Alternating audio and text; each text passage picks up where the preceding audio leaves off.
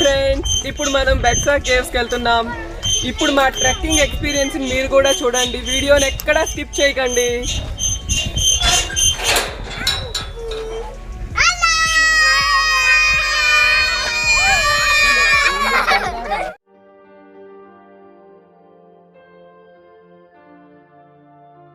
Pune railway station నుండి 56 కిలోమీటర్ల దూరంలో ఈ బెట్సా కేవ్స్ ఉంటాయి.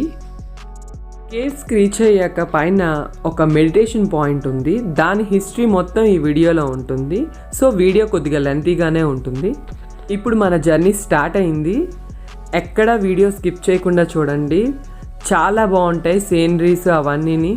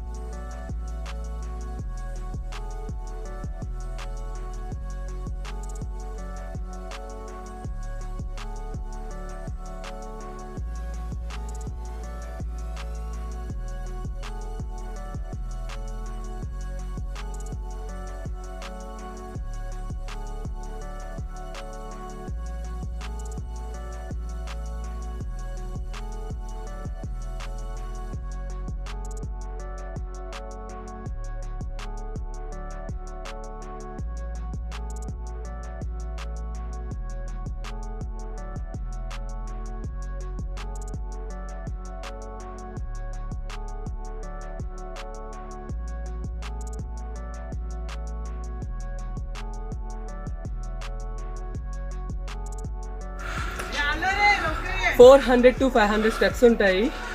ఫైనల్లీ మనం కేవ్స్కి రీచ్ అయిపోయాం. లొకేషన్ చూడండి.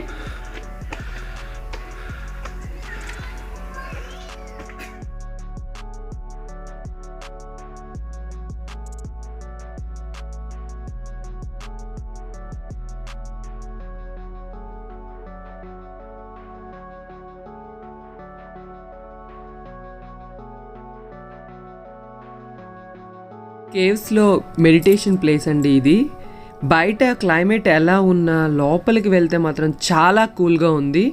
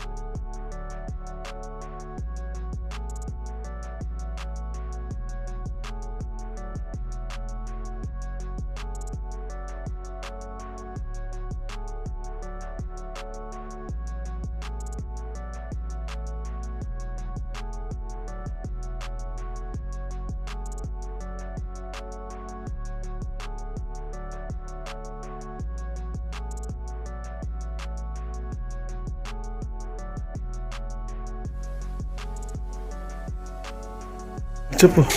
కొండ పైన వాటర్ ఉంది చూసారా, ఫిషెస్ కూడా ఉన్నాయి ఇందులో చిన్న చిన్నవి.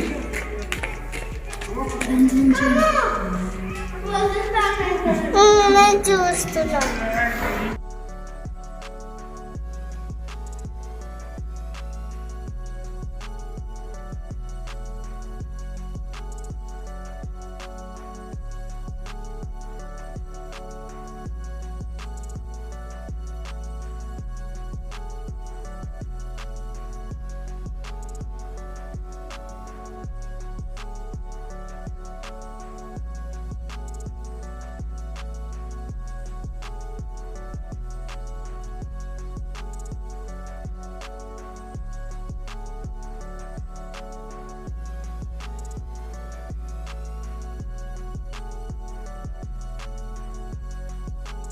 బెట్సా కేవ్స్ హిస్టరీ మనం ఇతని మాటల్లో తెలుసుకుందాం.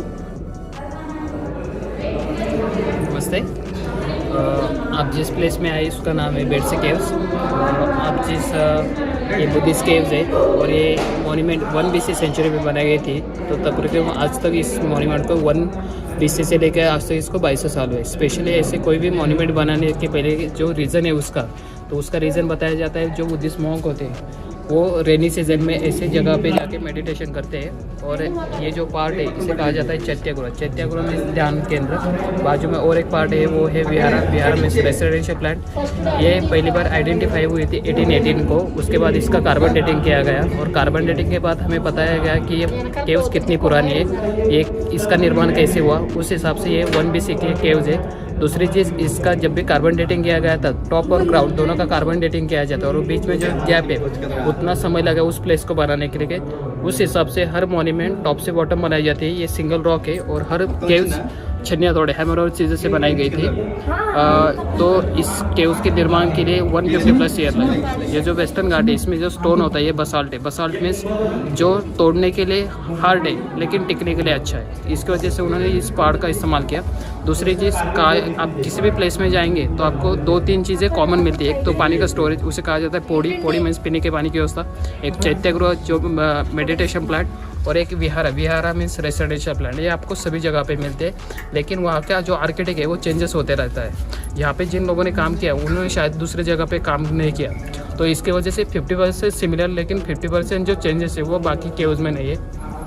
इस केव्स की बात की जाए तो ये मॉन्यूमेंट ईस्ट फेसिंग है. पूरे महाराष्ट्र के अंदर 2500 केव्स है. उसमें से ये सिंगल ऐसे केव्स है उसका मुँह इसकी तरफ है. जब भी सनराइज होता है तो सूरज की किरणें डायरेक्टली अंदर जाती है. सेकंड चीज़, यहाँ पे जो विहारा और चैत्य दोनों की जो रचना है वो हाथी की पीठ जैसी, यानी उसे कहा जाता है गजपृष्ठाकार. तो गजपृष्ठाकार विहारा खाली इसी केव्स में. और तीसरी चीज़, यहाँ पे जो पिलर्स है, पिलर्स के ऊपर जो लेडी और जेंट्स है तो वो एग्जैक्टली वो कौन लोग हैं उसके बारे में जिक्र नहीं, लेकिन उसके हिसाब से हमें बताया जाता है कि ये किस राजा के ज़माने में बनाई गई थी. उस हिसाब से ये मॉन्यूमेंट बनाई गई थी सातवां राजा जिनका जिक्र आपको 230 BC में मिलता है. तो उनकी बात की ये केव्स है. मीन्स ये सातवाहनों के ज़माने में बनाई गई थी. जिनके लिए बनाई गई थी वो बुद्धिस्ट मॉन्क थे और जिन्होंने ये बनाने के जो पैसे दिए या जो भी चीज़ें दी बनाने के लिए तो वो थे ट्रेडर्स. ये सभी प्लेसेस ट्रेडिंग रूट पे बनाए गए थे. जो कोंकण से वेस्टर्न के ऊपर आने के लिए जो छोटे मोटे घाट रास्ते थे तो उसी घाट रास्ते के आसपास ये मॉन्यूमेंट बनाई जाती है. तो इस मॉन्यूमेंट के बाजू में जो घाट है जो कोंकण से ऊपर आते हैं उसे कहा जाता है बोर घाट, जहाँ पे अभी NH4 है हाईवे. तो उसी के दोनों की तरफ कार्ला केव्स, भाजी केव्स, बेडसे और गोरावड़ से चारों केव्स इसी रास्ते में आते हैं. तो हर मॉन्यूमेंट को बनाने के लिए जिन्होंने दान दिया होता है, अभी यहाँ पे जो इंस्क्रिप्शन है उस इंस्क्रिप्शन में जो राइटिंग लिपि है वो ब्राह्मी लिपि है, यानी स्क्रिप्ट बोली भाषा ये पाली थी. तो उस हिसाब से इस केव्स के निर्माण के लिए जिन्होंने दान दिया था उनका जिक्र ऐसा है. नासिक के व्यापारी आनंद श्रेष्ठी, उनका लड़का था पुष्यनग, उन्होंने डोनेट किया है. जो भी केव्स के निर्माण का खर्चा हुआ है वो उन्होंने दिया है. हर मॉन्यूमेंट टॉप से बॉटम. और दूसरी चीज़, ये जो वेस्टर्न घाट में जो स्टोन आते हैं ये बसाल्ट है. बाहर का टेम्परेचर और अंदर का टेम्परेचर दोनों अलग होता है क्योंकि इनका जो बेस था ये था मेडिटेशन. क्यों? क्योंकि आप हैप्पी और सैड क्यों होते हैं, ये माइंड क्रिएशन है. अगर आपको कोई भी चीज़ मिलती है तो आप हैप्पी, ना मिलती है तो आप सैड. लेकिन बुद्धा ने कहा था अगर आप माइंड को न्यूट्रल कर सकते हैं तो आप इस जो चक्र है हैप्पीनेस और सैडनेस उससे मुक्त हो जाएंगे. एक बार आप मुक्त हो गए तो मीन्स आपके बॉडी के अंदर की ऊर्जा एक्टिवेट हो जाती है. अगर ऊर्जा एक्टिवेट होती है तो आप निर्वाण कर सकते हैं. निर्वाण यानी खुद शरीर का त्याग करना. क्योंकि ह्यूमन बॉडी क्यों मिली है? क्योंकि अगर हमारी ब्रेन जो होती है हमारे जन्म से पहले ही विकसित होती है. जब भी आप जैसे बड़े होते रहते हैं वो ज़्यादा स्ट्रांग होती रहती है. इसकी वजह से हम ह्यूमन बॉडी में आने के बाद हमें पता चल सकता है कि ह्यूमन बॉडी हमें क्यों मिली है. उसकी जांच के लिए आपको माइंड को न्यूट्रल करना है. माइंड न्यूट्रल कब होगा? जब आपके ज्ञानेंद्रिय यानी आँख और कान अगर ये देखना और सुनना बंद करेंगे तो क्रिएशन नहीं है. तो इन दोनों को आपको कंट्रोल में लाना है. तो इसके लिए आपके बॉडी के अंदर के जो विकार है उनको एग्जिट करना है. लेकिन विकार कब एग्जिट होगी? जब आपकी बॉडी ठंडी रहेंगी. लेकिन इसका इस्तेमाल करने के लिए उन्होंने स्टोन का इस्तेमाल किया. बाहर का टेम्परेचर कौन सा भी हो लेकिन अंदर का कूल होता है.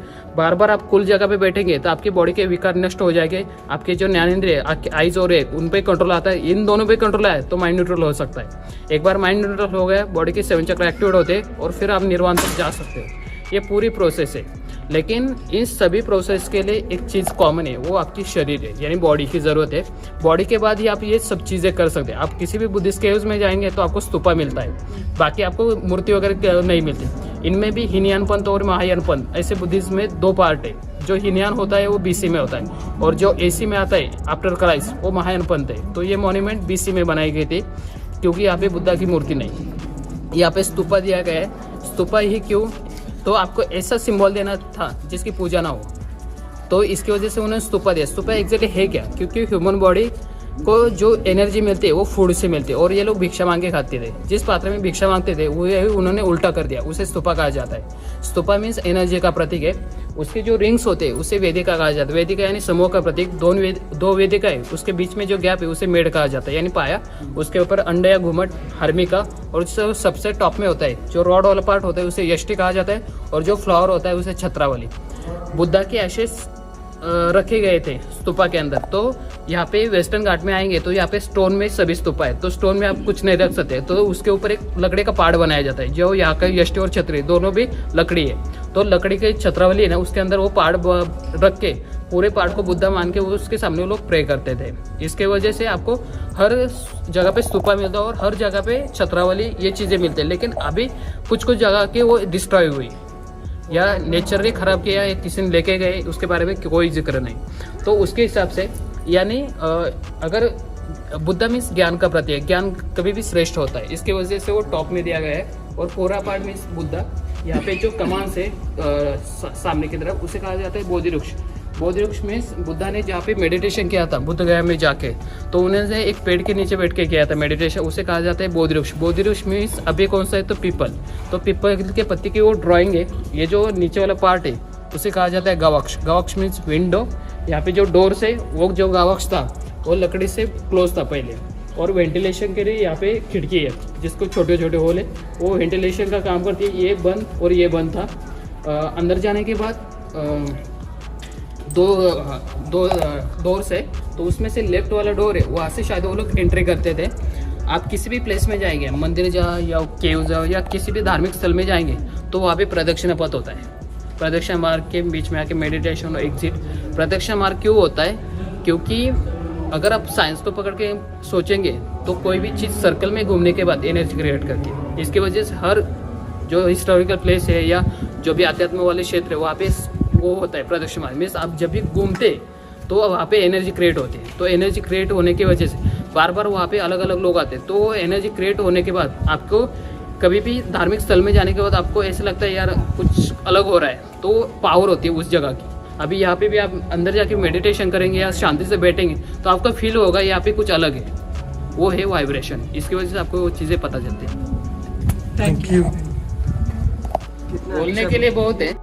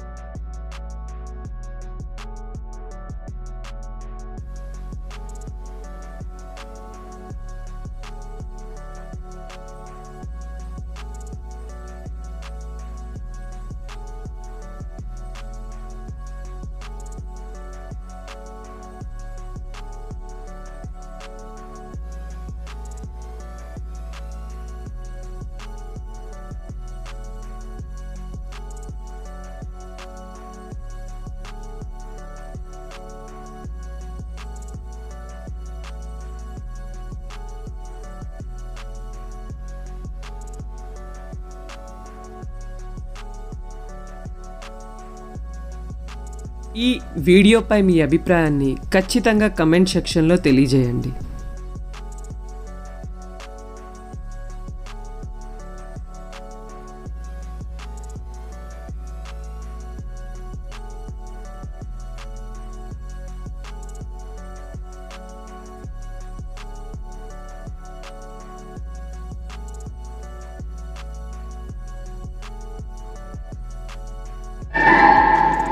కేవ్స్లో మెడిటేషన్ చేసే ప్లేస్ ఇది. మనసుకు చాలా ప్రశాంతంగా ఉంటుంది ఇక్కడ మనం మెడిటేషన్ చేస్తే. మీకు ఈ వీడియో నచ్చింది అనుకుంటున్నా. నచ్చినట్లయితే లైక్ చేయండి, షేర్ చేయండి, సబ్స్క్రైబ్ చేయండి. పక్కనే ఉన్న బెల్ ఐకాన్ని ట్యాప్ చేసి ఆల్ సెలెక్ట్ చేయండి. ఇలా చేయటం వల్ల నా నెక్స్ట్ వీడియోలు ముందుగా మీకు నోటిఫికేషన్ రూపంలో వస్తాయి. మరిన్ని ఇంట్రెస్టింగ్ వీడియోస్తో మళ్ళీ కలుద్దాం. బాయ్.